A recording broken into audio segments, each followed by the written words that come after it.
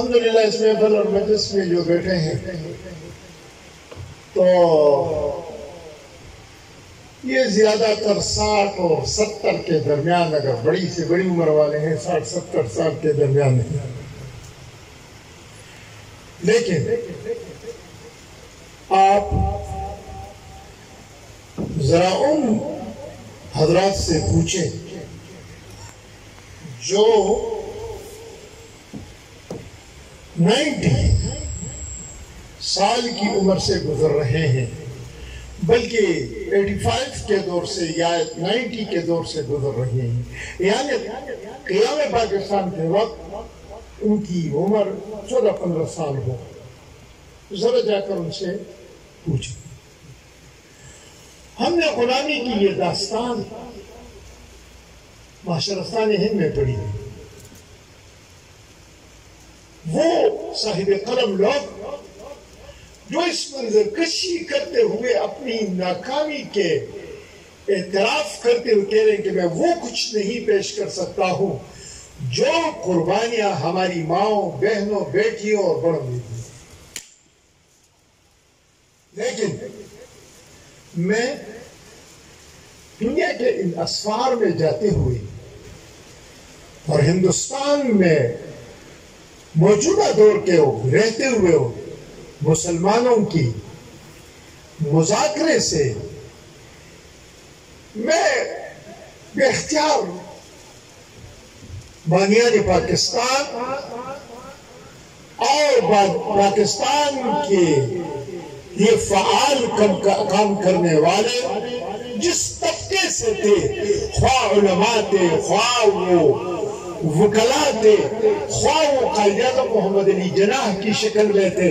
خواہ وہ فاطمہ جناح کی شکل میں تھے، خواہ وہ مولانا شبیر احمد عثمانی رحمہ اللہ کی شکل میں تھے، جو بھی تھے، میں ان کو دل کی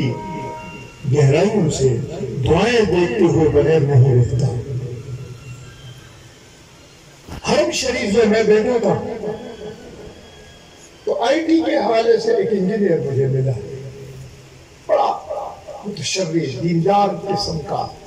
اور ماشاءاللہ اس کی چند باتوں سے میں بڑا متاثر ہوا۔ 2-4 دن تک جب میں وہاں جہاں بیٹھتا ادھر ہی آتا،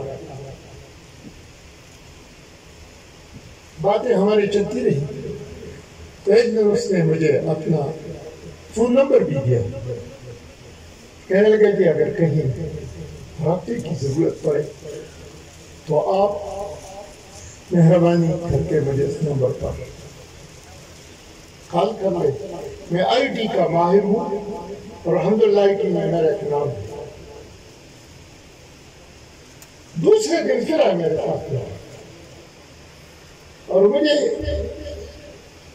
نما کانسو میں کہنے لگا، حضرت ناراض نہ ہونا، کل میں نے جو نمبر آپ کو دیا تھا وہ آپ ڈیلیٹ کر کے اور نمبر ختم کر دیں۔ میں نے کہا کیوں؟ جب یہ کہا ہندوستان میں رہتے ہوئے ایک مسلمان اگر پاکستان کے کسی شخص کا اس سے رابطہ ہو جائے تو اس کے لیے وہ درد سر بن جاتا ہے۔ خدا گواہ ہے میرے دل میں بے سخت اللہ کے شکریہ کا جذبہ پیدا، میں کہا اللہ شکر ہے کہ میرا پاکستان تو یہ ہے کہ اس پاکستان میں رہتے ہوئے مجھے ہر قسم کی آزادی حاصل ہے۔ میں ہندوستان کے سفر پہ جب گیا اس سے پہلے شاید میرے ذہن میں ان مسلمانوں کی زبونحالی کا وہ احساس نہیں تھا کہ جب میں ہندوستان دیکھا اور 15-20 دن وہ مسلمانوں کو دیکھا اور وہاں پر دوسرے اس ملک کی زبونحالی کو دیکھا تو بے ساختہ میں اللہ کا شکریہ ادا کرنے میں کا شکر ہے خدا کہ ہمیں پاکستان میں سے ہمیں غلامی دیکھی نہیں لیکن غلاموں کا وہ رویہ دیکھا ہے جو آج بھی ہندوستان میں ایک مسلمان قوم سے ہندو بنیاد جو ہے وہ رویہ جو رکھتا ہے. اسی کے حوالے سے میں آپ بچوں سے یہ عرض کر رہا ہوں کہ آپ اس ملک کے سفیر بن کر اور اس معاشرے میں دو چیزوں کے خوگر بنانے کی کوشش کریں اس قوم کو اور اس امت کو. ایک ان کے دل میں اللہ کے مقدس دین کی عظمت ہو. میرے جناب چیئرمین صاحب کے یہ بات دل لگی اور یقیناً اس نے بڑی تیر جو ہے وہ ماشاءاللہ نشانے پر مارا کہ قیام پاکستان کی تحریک اور قیام پاکستان اس وقت سے جب اہلِ ہندوستان نے قدم رکھا اور پاکستان کی بنیاد صوفیاء کرام، علماء کرام اور درد دین رکھنے والے عوام اور درد دین رکھنے والے اور مسلمانوں کی درد رکھنے والے زعماء امت نے جس وقت یہ عزم لے کر خواہ وہ علامہ اقبال کی شکل میں ہو، خواہ قائد اعظم محمد علی جناح کی شکل میں ہو اور خواہ مولانا شبیر احمد عثمانی کی شکل میں ہو، جن کے دل میں یہ دائرہ پیدا ہوا اور احساس پیدا ہوا، اس وقت سے پاکستان بنا ہے. اس لیے میں آپ سے یہی عرض کروں گا کہ آپ اس معاشرے میں تحریک کے طور پر اس پیغام کو عام کرنے کی کوشش کریں. ہمارے اس ملک کے وہ بچے جو آج نظریہ پاکستان سے باغی ہیں، جس کی وجہ سے وہ پاکستان کی بغاوت کو جرم تصور نہیں کرتے، یہ اس کا اثر ہے. اس لیے آپ دیکھ رہے ہیں ہمارے ملک کے کئی ایسے قابل رحم زعماء کو، لیڈروں کو، اقتدار کے ایمانوں پر قابض لوگوں کو جو پاکستان کے نام پر کھائے، پاکستان کے نام پر ان کی عزت ہو اور پاکستان کے نام پر اس کا تشخص ہو، اس کی شناخت ہو، اس کا تعارف ہو، اور پھر بھی پاکستان کے مفادات کو بالائے طاق رکھ کر اپنے ذاتی مفادات کو ترجیح کر کے ملک سے غداری کا ثبوت دے دیں، وہ قابل رحم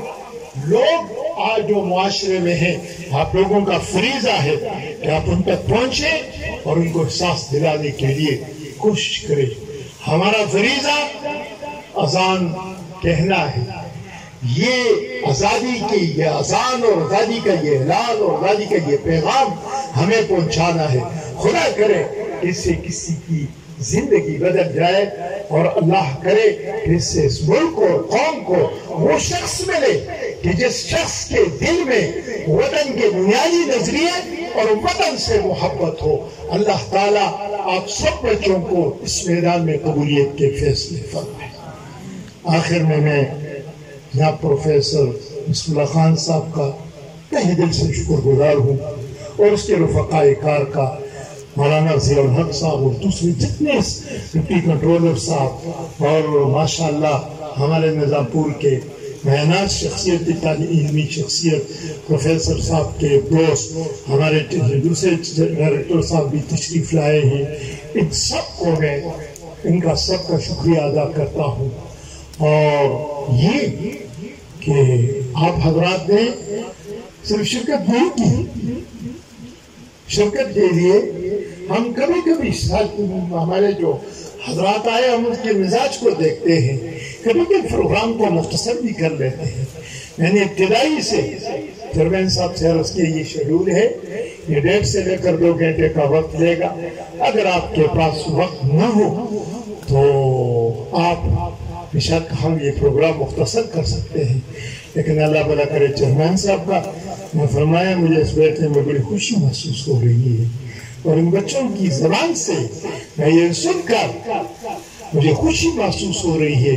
آپ بے فکر رہیں، 2 گھنٹے نہیں اگر 4 گھنٹے ہو تو میں بیٹھے رہوں گا. چنانچہ آپ نے کر کے دکھایا اپنے لوگوں کے ساتھ.